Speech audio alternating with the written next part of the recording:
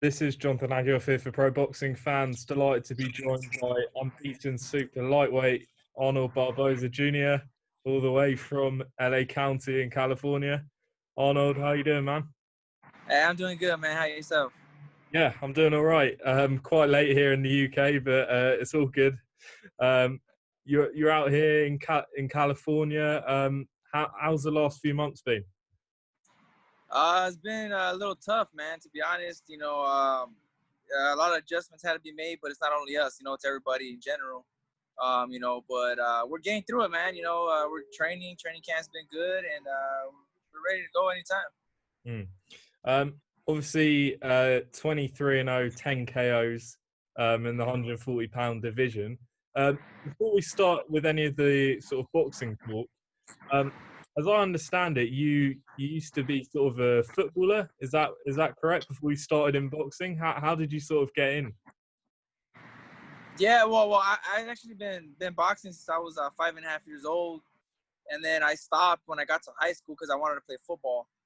And then I decided to go all in football and blow up, and got worked out a lot, and I went to like 210 215 pounds of all just lifting weights all the time.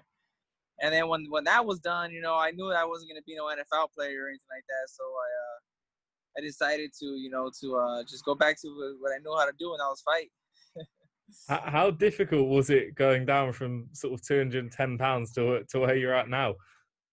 Man, it was so hard. We had a, in the beginning, my dad had me sparring heavyweights. Guys that were like 6'3", like 220 pounds. It was harder to lose the muscle than it was to do the fat. So it was hard. And then when I was coming down, I was losing the weight so fast.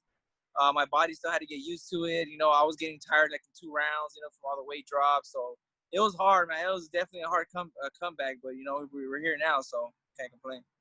What was it like growing up in LA County? I've read somewhere that you became a dad when you're in sort of high school, things like that. How was it sort of growing up and also becoming a father so young?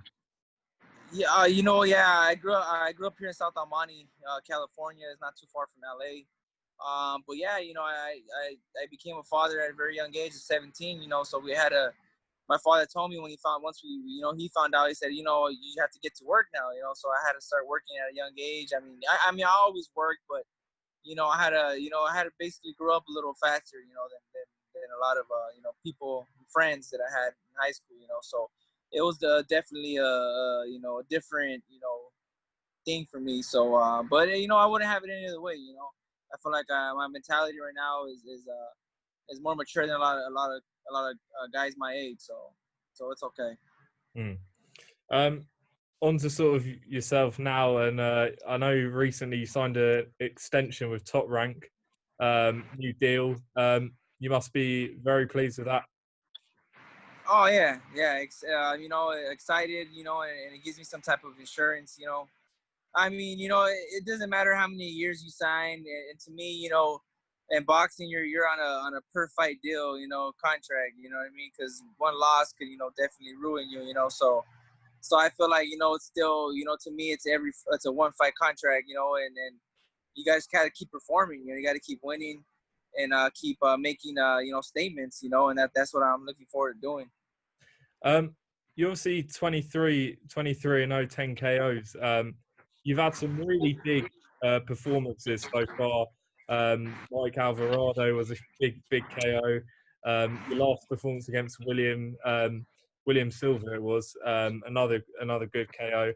How pleased have you been with your career so far? You know what? It's been a good ride so far. I think Top Rank has matched me up pretty good. And it's crazy because in the beginning, people were, they would knock on me. They would try to put me down because the KOs weren't there. Now, if you look at my past, 5 fights, the competition's been getting harder, and I've been knocking them out now. I just think that that's the tribute to the training, the hard work that I've been putting in. And, and we're looking to continue the momentum. I don't know if there's a fighter out there, to be honest, that has shown as much as improvement as we have, and I'm looking forward to keep that momentum going. Mm. When can we expect you back out in the ring? We've seen obviously the top ranked shows inside the bubble in the MGM Grand. Are you going to be on one of those shows? I know they're on a bit of a break at the moment. Yeah, you know what? I'm hoping, I'm hoping for late August or, hopefully soon, man. I've been training literally all year. I had a fight in April. So I started training in February. That fell. And then we took about 2 weeks off, jumped right back into the gym when we figured out the whole situation with the gym. And you know what, man? I've been training nonstop. It's just I haven't fought just because we were going through the negotiations with the contract. But I've been ready to go, man. My weight's good. I've been training all year, so I'm hungrier now than I probably have ever been to just get in the ring, man. I miss it. What fighters maybe will you be targeting? I know I spoke to Alex Saucedo a couple of weeks ago, and he specifically called you out and said that that's an ideal fight for possibly September, October time. Is that realistic? Yeah, I would love to fight Saucedo, man. That's the fight that I really want, because me and him, while the whole 140-pound division is kind of on a standby thing because Jose Ramirez and Josh Taylor have to do their thing. They have to, figure out their situation and fight, to unify or, undisputed or whatever and move up, so we're all kind of basically in line, waiting for them to. So I think, a Saucedo fight makes a lot of sense, for both of us, because he needs me to get back to the top where he was at, and I need him to boost myself to the next level, and I think, a fight is very possible, in October, September, but, the thing is, I got to get my fight in, before we fight because I'm not going to wait till September, because I haven't fought, he just fought. So, he got that fight in. So now I'm going to get mine. But, if he was to be ready late August, I mean, I would fight him late August, but I know he's not going to be ready late August. So I'm not going to wait for him, but, so let's see what happens. But definitely, if everything goes good with this fight, the next fight that I fight and, hopefully we can get it on, man, because that's a fight that I definitely want. So, I mean, you were last out in November, as I said, against William Silva. So is your next fight just a case of sort of getting rid of the ring rust, sort of a kind of warm-up fight? I know there's no real warm-ups in this game, but that kind of fight. You know what, man? At this level that I'm at now, there's no such thing as warm-up fights anymore. Those are gone. Those are done. And we're not looking for warm-up fights. So the next opponent that we fight is not going to be pushover, man. He's going to come to win, and we're definitely not looking over him. That's why I take it one fight at a time. I never look over anybody, because especially at this level now, you can't, So we're gonna get, hopefully whoever it is, get it out of the way, get a victory, and look to Saucedo, but we're not looking any farther right now, just our next opponent. So realistically, your next opponent and then Alex Saucedo after that, is that your mindset with that right now? Yeah, hopefully, everything goes good with this fight. I really want the Saucedo fight. I mean, I know he really wants it, and I hope, hopefully everything goes good this fight, and we can fight in September, or October. I mean, you know what I mean. So hopefully he waits, because he expected me to wait, without being in the ring for like 10 months, or it's not gonna happen, So he just fought, so I'm pretty sure he can wait a little bit, and we can get it on by next fight. After this one. You have really good ratings in rankings, in both the WBC and WBO. With him being a former world title challenger as well, is that a good marker to see where you're at? Is that why you want this fight so badly? Oh, definitely. I think that, like I said, I think he needs me, to get back to, where he was at when he challenged for the title, and I need him to prove that I deserve to be a champion already, and I deserve to get that title shot. So we both need each other. We both need each other. And I think, on top of that, I think the fans kind of need a fight like that because it's going to be a great fight. You know what I mean? Saucedo style, my style. So we're going to clash. And I'm looking forward to it. I'm excited. Yeah, I mean, I was going to say, in terms of styles gelling, you two both going to definitely meet center of the ring and go for it. You both don't take a step back. This could only be a fan-friendly good fight. Of course, man. And you know what? It's something that that we train ourselves for. You know what I mean? It's something that that I'm pretty sure he likes. You know, I mean, Saucedo, everyone knows his fights, man. He's a great fighter, tough guy. You know, and I have nothing but respect for him. You know what I mean?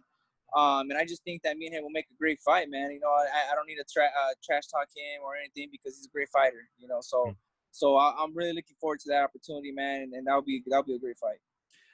Just in terms of some other names, if you don't get the Saucedo fight, which, as you say, you want, there's other names in the division. Is there anyone else on your radar that you've looked at? Obviously, Pedraza had a good win recently.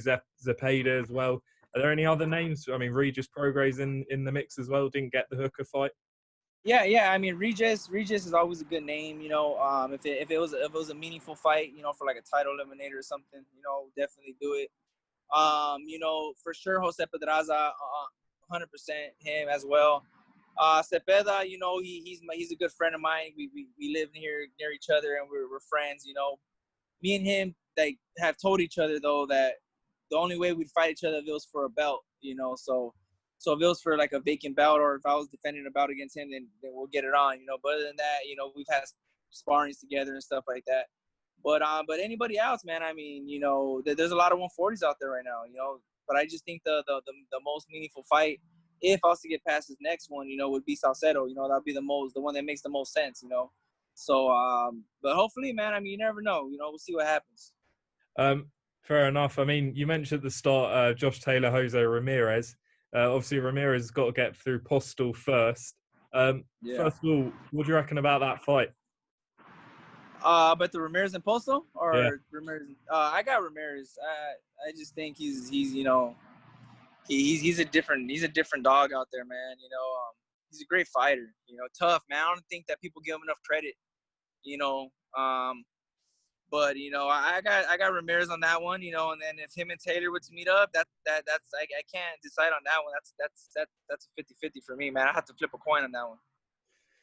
If that fight, yeah, I mean, if that fight does take place, there's been talk that the winner, certainly from Josh Taylor's side, may move up to 147, meaning the belts could become vacant. With your rankings as well, you must be thinking that you're not too far off possibly a vacant world title shot in 2-3 fights. So.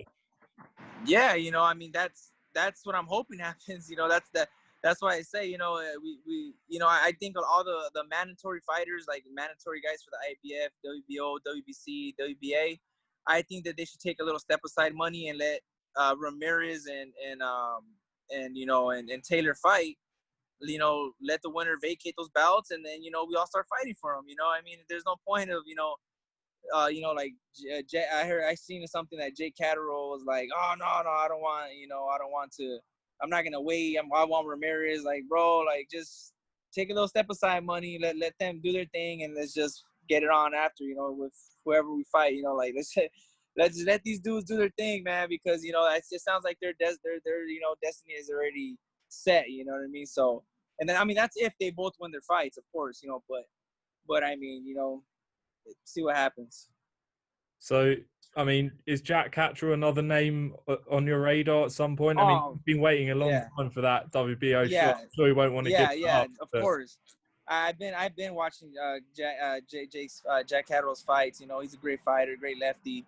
And that would definitely be somebody I would love to fight. You know, if it was to be for like a belt or even for like a title eliminator. But you know, I would love, man. I'm telling you, I would love any fights right now, man. I'm really hungry, man. I just want a belt. That's the thing. Basically, anyone at 140 is you want. Do you see your future at 140? Do you see yourself moving up at any stage in your career?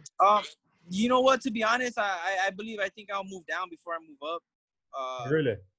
Yeah, you know, I know for a fact I can make 135. You know, you know, one time you know, the day before the weigh-in, a little story. I was on the treadmill and I ran for like 30 minutes and I got off and I was at 138 on the dot. You know, I was like, oh, dang, you know, so I had to eat like a whole meal prep, drink of water, you know. And so, like, I know, you know, like, I take care of myself pretty good. So I know that I can make 135 if I really wanted to. You know, it'll take a lot, but I could do it. you know, and so I think I would move down before I move up, you know. But if there's an opportunity at 147, why not? You know, I started my career at 147, so you know, don't matter. Last one, Arnold, before I let you go. News came out last week. Roy Jones and Mike Tyson going to face off in an exhibition. What's your thoughts on this? I like it, man. I like it. You know, I like it. You do. Mike Tyson's a different animal, man. I love him, dude. He's one of the best, dude. And you know what? It's good, man. I mean, I don't know about the price of the pay-per-view, but yeah, I mean, it's all right, man. I mean, it's a good fight. I mean, see how it goes, you know. I mean, I don't know if they're gonna let these guys kill each other, but you know, it'll be fun to watch. You know, two legends going at it, man. It'll be fun. Great stuff. Well, Arnold, thanks for coming on. Been a pleasure. Hopefully, we'll get some fight news soon. Looking like August, and then Alex Saucedo next. Hopefully, man. Thank you, and I appreciate it, brother. Cheers. We'll catch up soon. All right. All right. Thank you, man.